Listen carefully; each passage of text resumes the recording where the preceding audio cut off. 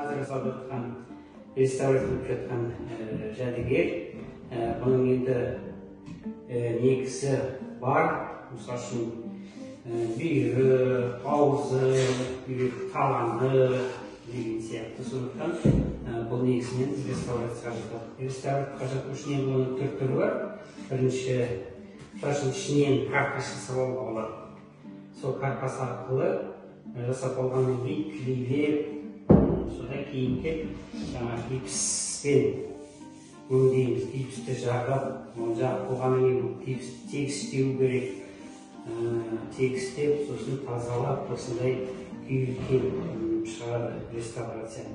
Реставрация негізінен жасалатын жәдігердің 70-80% болу керек. Сонда анау реставрация жасалады.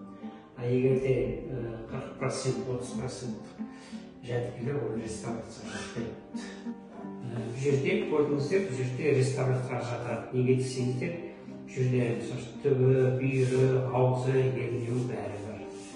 Оны енді жаңағы бірінші табылған жәдігердің бөлшектерін клейлеп аламыз, сосын жоқ жерлеріне ғана гипс жағу арқылы жасап шығарамыз. Сосын ары жерде аузы жасалынған негізінен зауытта тағы жасайтын боламыз. Бесіктің түбегі. Бұның да мысалы қазір реставрациядан жасалынған. Бұның түбі, ернеуі бәрі бар. Сондықтан ол қайта өткішті. Тағы бір жәдігеріміз мысалы түбектің тағы бір түрі. Бұл не нәрсе екенін біз әлемге дейін біле алмай отырмыз, не үшін қолданылғанын үшін. Бұл да жаңа реставрация жасалып жатыр. Жерлері қазір қалдық, реставрация да жасаймыз. Реставрация қазіргі уақытта Шарашевта 37-38 құмар жаңа реставрация өтті. Жалпы қазіргі уақытта 2-3 нәрсе бар, қатпаған жәдігер қалған реставрация өтіп қалды.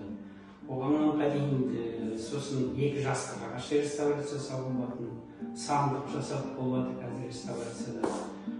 Сосын кебеже жәдігердің реставрацияны өткізіп шығарған болатынбыз. Осындай жұмыстар жүріп жатыр.